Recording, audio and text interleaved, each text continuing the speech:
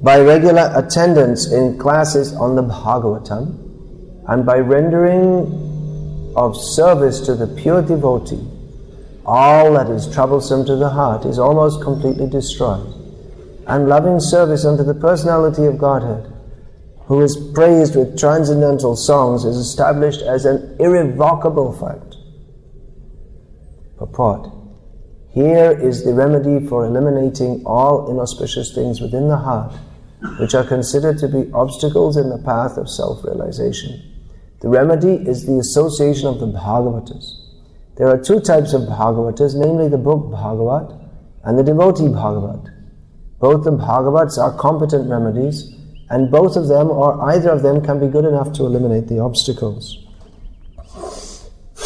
A devotee Bhagavat is as good as the book Bhagavat because the devotee Bhagavat leads his life in terms of the book Bhagavat, and the book Bhagavat is full of information about the personality of Godhead and his pure devotees, who are also Bhagavatas. Bhagavat, the book, and person are identical. The devotee Bhagavat is a direct representative of Bhagavan, the personality of Godhead. So by pleasing the devotee Bhagavat, one can receive the benefit of the book Bhagavat. Human reason fails to understand how by serving the devotee Bhagavat or the book Bhagavat, one gets gradual promotion on the path of devotion, but actually these are facts explained by Srila Narada Dev, who happened to be a maidservant's son in his previous life. The maidservant was engaged in the menial service of the sages, and thus he also came into contact with them. And simply by associating with them and accepting the remnants of foodstuff left by the sages, the son of the maidservant got the chance to become the great devotee and personality, Srila Narada Deva. These are the miraculous effects of the association of Bhagavatas. And to understand these effects practically, it should be noted that by such sincere association of the Bhagavatas, one is sure to receive transcendental knowledge very easily, with the result that he becomes fixed in the devotional service of the Lord. The more progress is made in devotional service under the guidance of the Bhagavatas, the more one becomes fixed in the transcendental loving service of the Lord. The messages of the book Bhagavat therefore have to be received from the devotee Bhagavat, and the combination of these two Bhagavatas will help the neophyte devotee to make progress on and on. This verse and purport was just a few days ago the subject of the class at Sri Sri Krishna Balaram Mandir of ISKCON Vrindavan. I happened to be present. At the end of the class came up a frequently asked question. Why is it stated that all that is troublesome to the heart is almost completely destroyed? Why not completely destroyed by hearing the Bhagavatam? Does this suggest that it's an incorrect or an incomplete process? I wasn't giving the class, but I offered the suggestion that this verse is actually in a series of verses. So it describes the ongoing, the first effect of hearing regularly Srimad Bhagavatam is that the heart will be cleansed of all inauspiciousness, the cleansing process. Then, in the next verse it's stated, Tada rajastamo bhava kamalobhadayaschaye cheta etairana vidhang stitang sattve prasidati. As soon as irrevocable loving service is established in the heart, the effects of nature's modes of passion and ignorance, such as lust, desire and hankering, disappear from the heart. Then the devotee is established in goodness and he becomes completely happy. Evam prasanna manaso bhagavad bhakti yogataha bhagavat tattva vijnanam mukta sangasya jayate. Thus established in the mode of unalloyed goodness, the man whose mind has been enlivened by contact with devotional service to the Lord gains positive scientific knowledge of the personality of Godhead in the stage of liberation from all material association. Vidyate hridaya grantis chidyante sarva sangshayaha kshiyante chasya karmani drishta evatmanishvare. Thus, the knot in the heart is pierced and all misgivings are cut to pieces. The chain of furtive actions is terminated when one sees the self as master. So, this is discussing Hare Krishna. These verses are discussing how the hearer of Srimad Bhagavatam from genuine source gradually becomes free from all inauspicious things within the heart and becomes established in transcendental knowledge. So this becoming free from the troublesome things in the heart and being established in transcendental knowledge is the necessary prerequisite for being eligible to receive the ultimate benefit of Bhagavatam, which is not simply to become free from troublesome things in the heart, but that one's heart should be filled with those things which are actually dear to the heart, which is the subject matter of Krishna, the Supreme Personality of Godhead. The essence of the Bhagavatam, as is stated in the Sri Chaitanya Charitamrita, Madhurja Bhagavata Sa. Sweetness is the essence of the Bhagavatam, and Madhurja in Gauriya Vaishnava terminology specifically refers to the very sweet pastimes of Krishna in Vrindavan, and especially those with the Gopikas.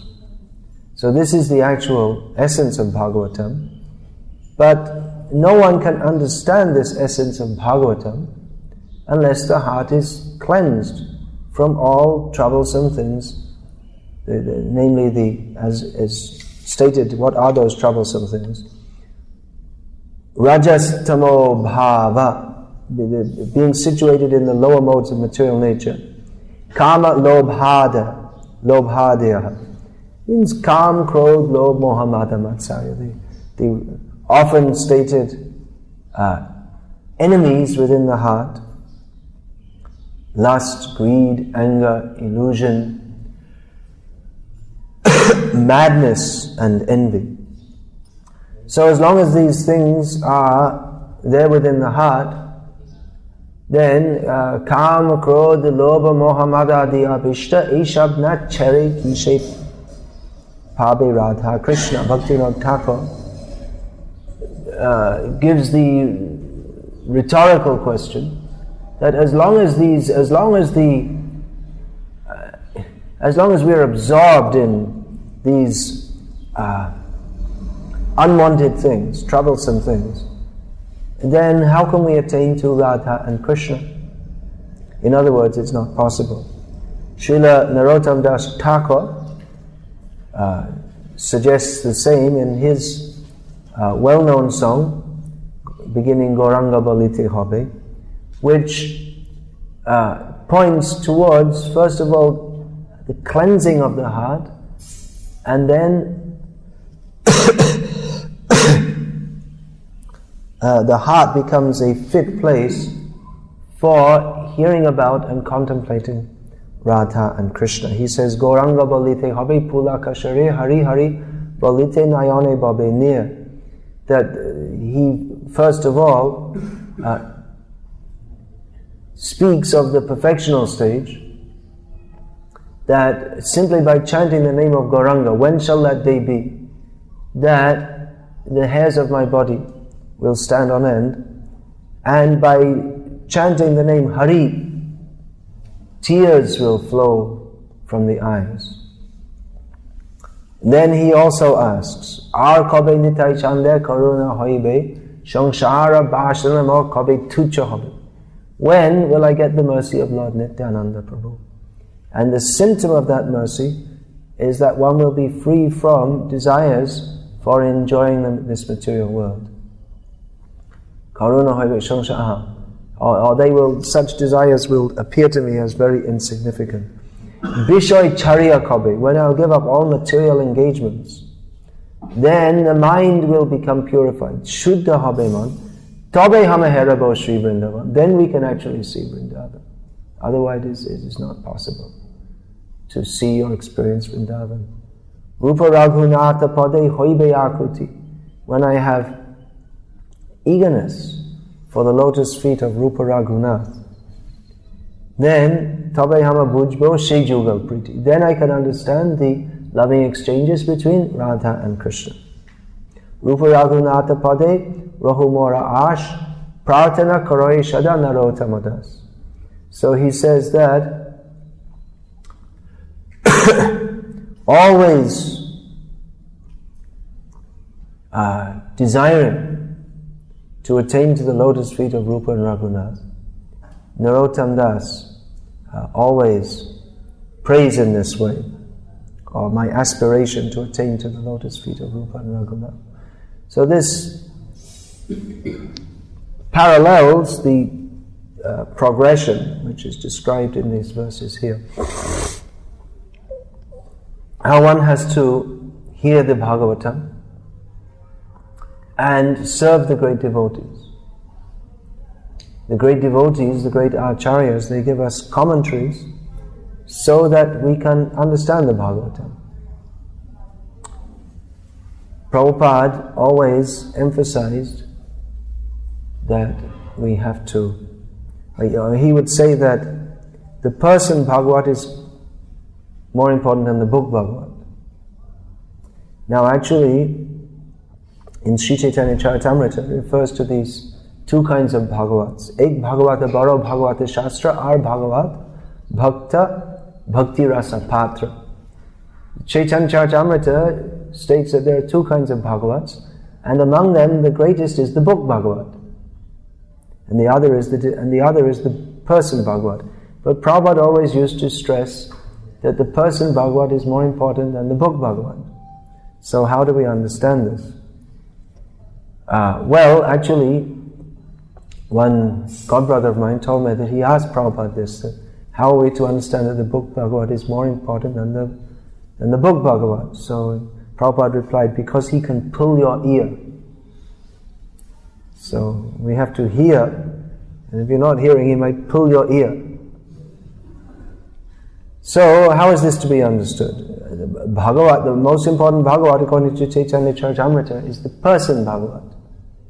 The book Bhagavat. Because the book Bhagavat defines the person Bhagavat. One is known as a Bhagavat or a devotee by following the book Bhagavat.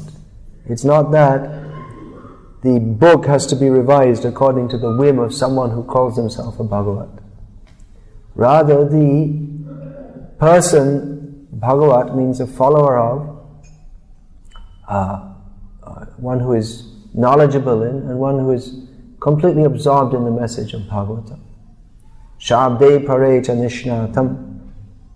Guru, one of the definitions is one who is immersed in the Vedic sounds.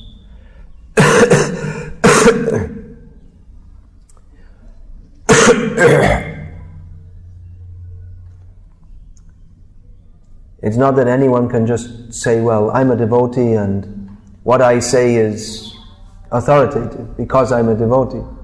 That is the mistake of the upper sampradayas. Just like in Gujarat, there's this Swami Narayan upper sampradaya, and they have two books. One is called Shiksha Patri and the other is Vachanamritam. So these are the teachings of the so-called Swami Narayan. And he says to worship Radha, Krishna, and this and that, and apparently he said he declared himself to be Krishna. So, and these are the main books, but if we're to worship Krishna, we should go to the accepted Shastras for worshipping Krishna. Why just because he says? What he says should be in line with Shastra. Then we can accept what he says. Just like the 6 Goswamis of Vrindavan, their books are considered authoritative because they're fully based on Shastra. Chaitanya Charitamrita, we'll find there are so many pramans given there from Shastra, especially from Srimad Bhagavatam. Now in Vedic culture, Guru Vachan is considered as good as Ved Vani. But that is only so, this point is very much misunderstood, that this is only so if the Guru Vachan is in line with Vedavani. If the Guru Vachan is contrary to Vedavani, then that such a Guru is not to be accepted as Guru, because the only qualification of a Guru is to speak according to Shastra, act according to Shastra. Achinoti ashastrani acharya stapyat api swayam acharate yasmad acharyastena kirtitaha. The definition of an acharya is one who acts according to Shastra, makes others act according to Shastra, and in this way establishes the message of Shastra in society. He teaches by his behavior which is according to Shastra. So, because this point is not understood in modern society, therefore so many bogus persons are able to flourish, who could not have flourished previously. So many persons promote themselves, or they give some teachings, and they mix up some words from the Upanishads and this and that, but they don't establish the principle to their disciples, which they should do from the very beginning. That Guru means who is representative of Shastra. Means representative of Krishna, because the Shastra is only meant for understanding Krishna. Vedaischa savaraham eva vedyaha. But foolish people follow someone with some charisma, and in this way they are cheated. So it's actually very important to establish in human society what is the importance of following Shastra. Previously in Indian society this was a given. Everyone just accepted this. But nowadays Indian people themselves, when we quote Shastra, they say, oh, why should we follow Shastra? They may not be asking in a challenging way, but they just don't understand the principle because it's never been taught to them. And therefore modern Hinduism is such a great hodgepodge, because they don't understand this principle of following Shastra. So to get back to that point of book Bhagavata and person Bhagavata, Prabhupada said the person Bhagavata is more important because he can twist your ear. So actually the book Bhagavata is the basis, more important in that way. But the person Bhagavata is more important because he can twist your, it means he'll directly guide and to help you to get free from the troublesome things within the heart. He may give some pressure also. Twist your ear, it's not a very pleasant experience. So the twisting of the ear may not be physically, but by the speaking. As Srila Bhaktisiddhanta Saraswati Thakur said, the only duty of the sadhu is to cut out all the dirty things, all the material attachments from within the heart by the method of speaking unpleasant words. Because to cut the material attachments, it's like, it might be compared to performing an operation without anesthesia. There's no anesthesia in spiritual discussion. Facts should be spoken as they are. So this way the book Bhagavat, or the person Bhagavat, is more important because the book is a passive agent. We can read the book and think, oh, okay, alright, and not take it very seriously. But the person Bhagavat makes us take it seriously. Or we may just skip out the parts we don't like, or we think, well, the Madhurya is the essence of Bhagavatam, so we'll just read that part. No need to read the other parts.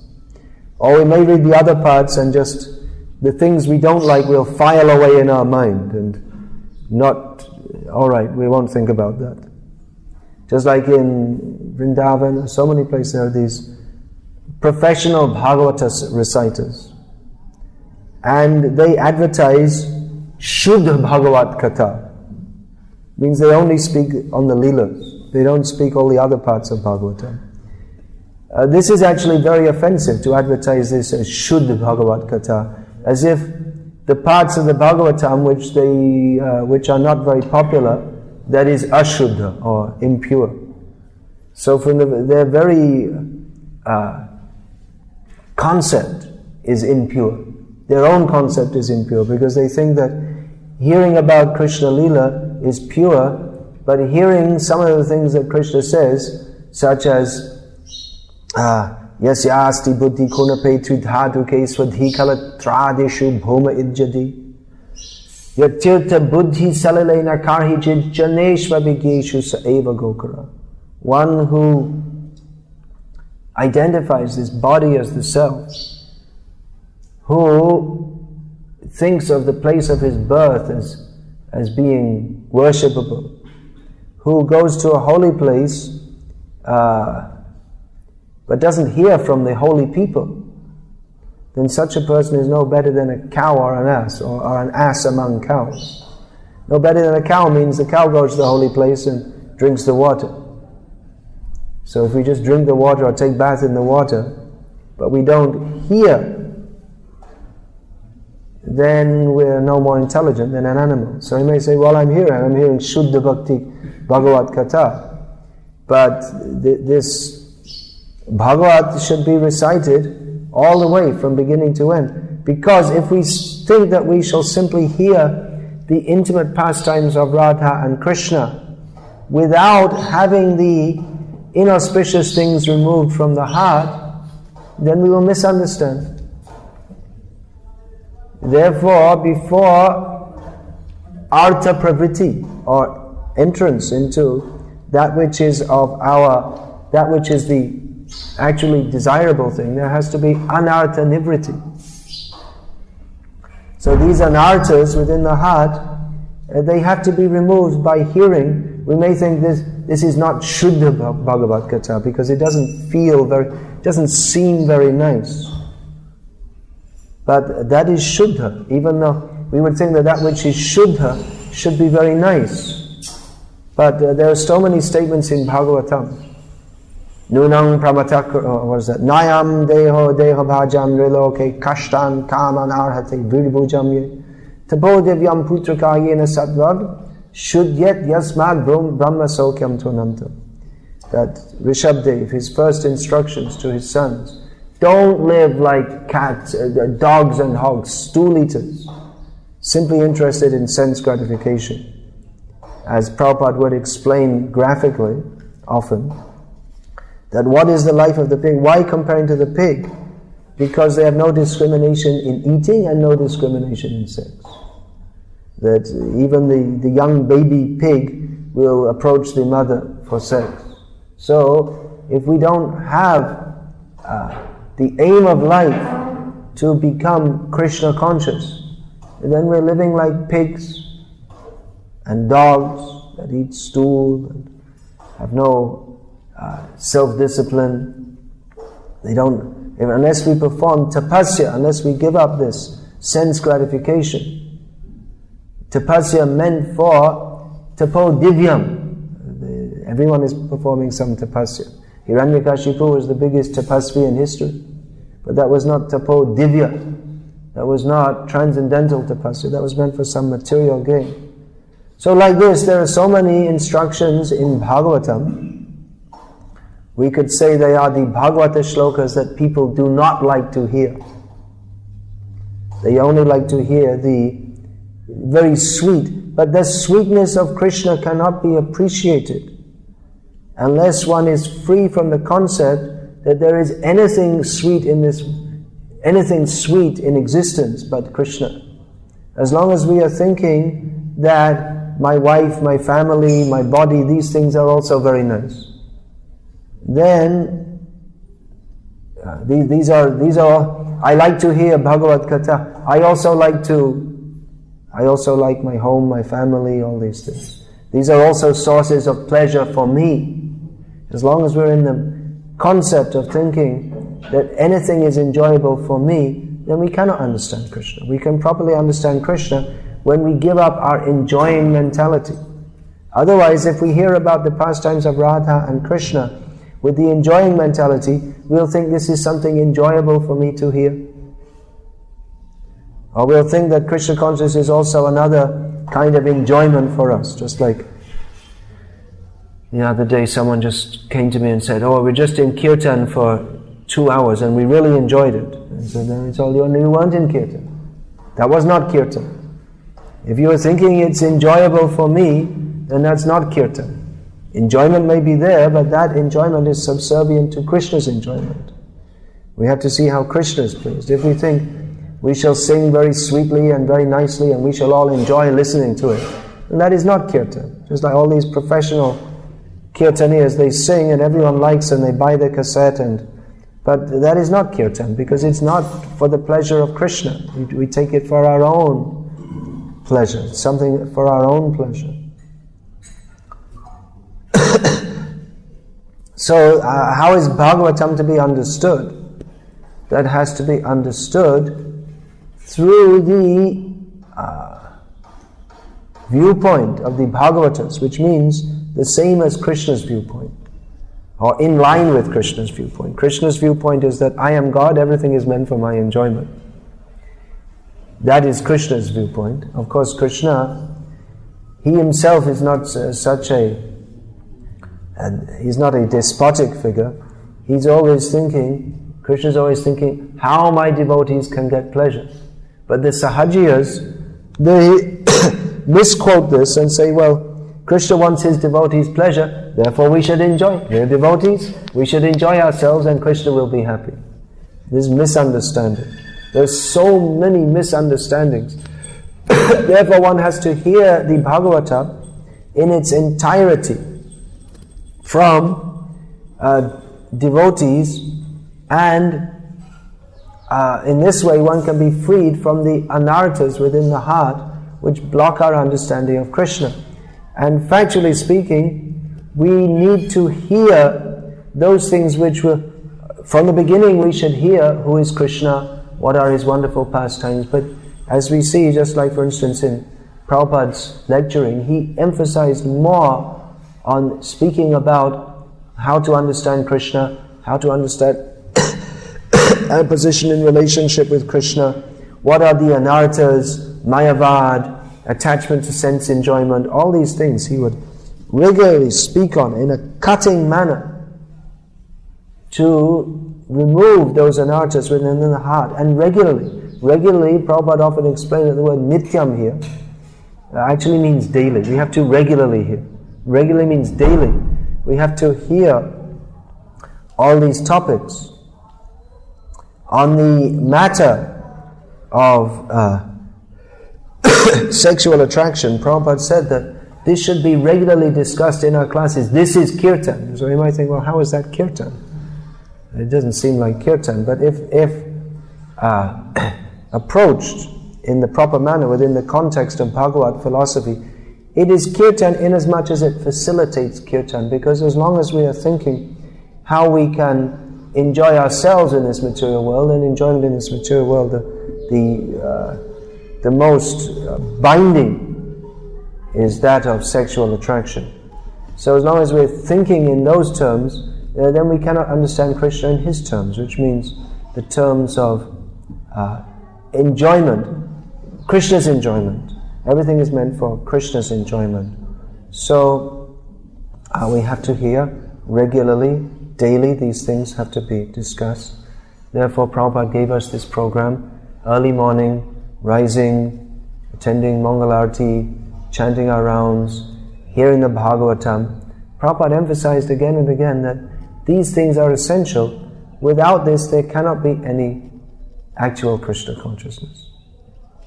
So we find here at the beginning of Bhagavatam is stating the necessity of regularly hearing from devotees so that the dirty things can be removed from the heart, that means it is required that we apply ourselves to this process. Then the dirty things can be removed from the heart. Then we can actually understand what is the message of Bhagavatam, what is madhurja, what is the sweetness of Krishna.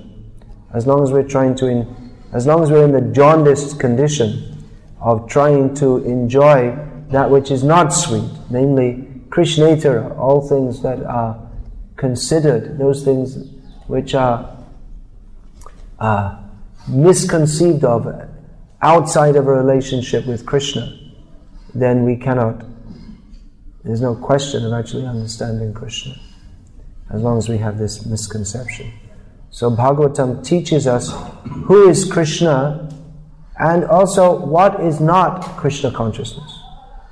There's nothing which is not Krishna, but that which is conceived of outside of a relationship with Krishna, that very conception is illusion. Ritirtam yad pratiyeta na pratiyeta chatmani yad vidyat chatmanamayam yatha bhaso yatha tamaha. Krishna himself states that anything that is conceived of outside of a relationship with me, that is illusion. That may appear to be truth, but it is not actual truth. It is like the reflection of truth, it could be said to be, or some reflection that flickers in the darkness, but it's not actual truth. So what is absolute truth? What is relative truth? All these things have to be understood. Hare Krishna. Is there any question? Yeah, please. As you said, during Kirtan. Is there any mic? No? Alright, I guess everyone can hear. Right? Other mic? Can everyone hear? Yeah. You can all hear? Alright, please say. During Kirtan or during any service which we are doing, if we are sincerely trying to do it with the consciousness to please Krishna, but at the same time we do enjoy that service, that is not bad. The enjoyment that comes from doing everything with the attitude of doing everything for the pleasure of Krishna, that is actual spiritual enjoyment. That is the natural result of Krishna consciousness. But if we're thinking how I shall enjoy, then that is not Krishna consciousness. If we even become attached to enjoying the spiritual enjoyment that comes from a sense of selflessly serving Krishna, that is also not Krishna consciousness. As in the case we see of Daruka, the servant, charioteer of Krishna. He was fanning Krishna, but by fanning Krishna, he became so overwhelmed with ecstasy that his body became stunned and he couldn't fan anymore. And he thought, no, I don't want this ecstasy, because then I can't do my service. So, it is the nature of the living being to be happy. That happiness should be only by seeing what is Krishna's happiness. As Chaitanya Mahaprabhu teaches us, that Krishna may embrace me or reject me. He may make me happy or unhappy. But under any circumstances, I am always his servant. And this attitude has to be understood. You mentioned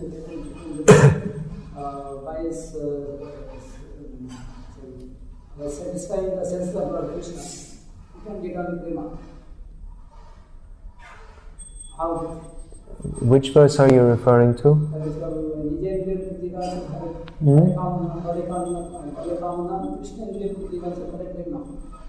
So our sense, pleasure, sense, satisfy our senses is like karma. But satisfying the Lord's sense. Right, yeah. How to find out that conditions? That we'll have to see our own heart. Whether are we acting for the pleasure of Krishna or for ourselves. It may be 80% here, 20% there. That we have to see our own heart. Because Maya is very subtle, Maya may take the form of supposed bhakti. We may think I'm doing for Krishna's pleasure, but actually we have so many motives which are not even apparent to ourselves.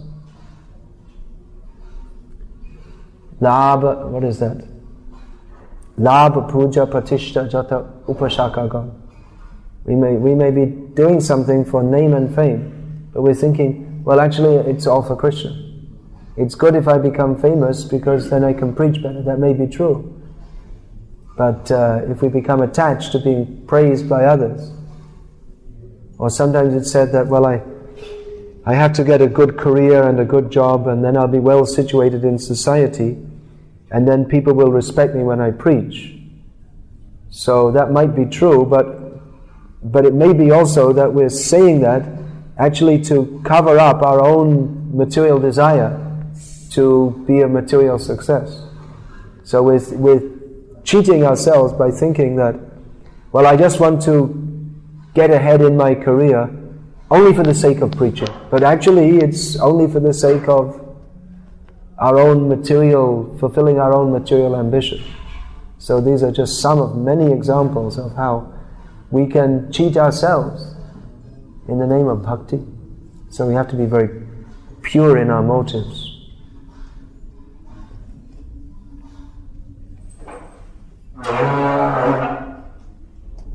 Hare Krishna. There's a question coming by writing, is it? Please pass it up. Sometimes people may read those sections of the Bhagavatam what they like, something lila, and do not read other portions which are not pleasing to them.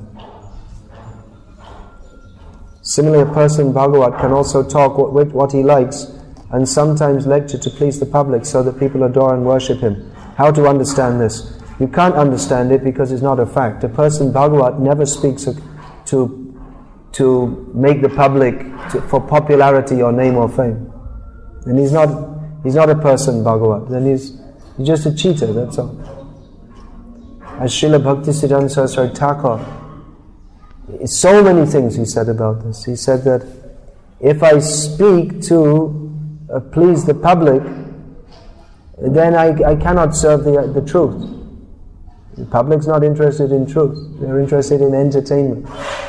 He said that if because people may not like it, I fail to speak the truth of the Bhagavatam, unadulterated truth, then I become a cheater and an atheist and an enemy of the Vedas. Become a cheater because you're not speaking the truth which people require to hear.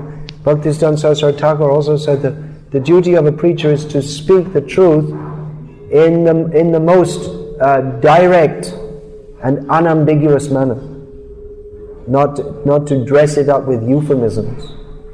So if one fails to do so, then he's a cheater and an atheist. That means he doesn't actually have faith in the message of Krishna if he's not prepared to speak it. And an enemy of the Vedas, because one is misrepresenting the message of the Vedas. So, because people may not like it, that should never be a consideration. One should speak what is the truth without thinking whether people will like it or not. Then we become a servant of the public instead of a servant of Krishna. Then we become like a dancing dog, entertainer. People do all foolish things for entertainment. They go on the stage and they jump around and perform acrobatics, and people laugh, and then they give some money, and this way they make their living. So it's a pathetic existence. So if one simply, in the name of Bhagavatam, puts on a show of being very saintly and speaks, and maybe they'll cry something also, but you're actually just an entertainer, that's all, not a devotee.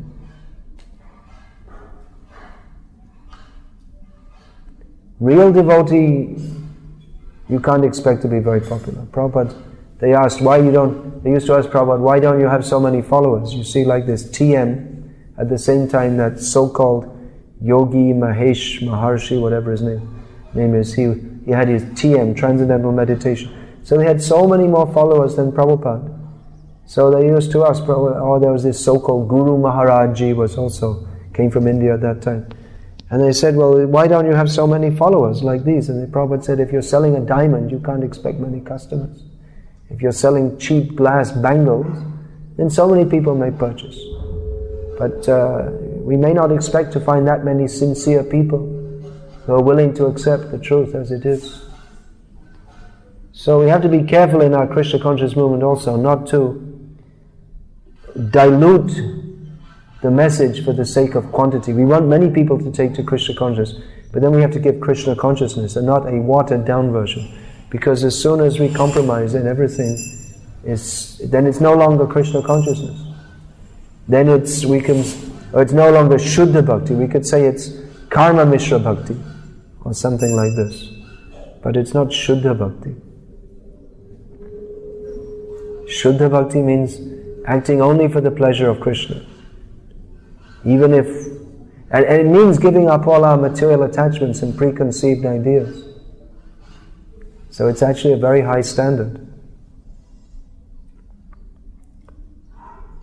Hare Krishna. The person Bhagavad mentioned here is a pure devotee or Uttamadikari? Is it pure devotee or Uttamadikari? The person Bhagavad mentioned. What's the difference? No. Any ordinary person who is just following the decision of his guru can be a person Bhagavad, or he must really have. One should follow the Bhagavats, which means the great Acharyas. One follows by living according to their instruction, which is no different from Bhagavatam instruction, and repeating the same message as heard from them.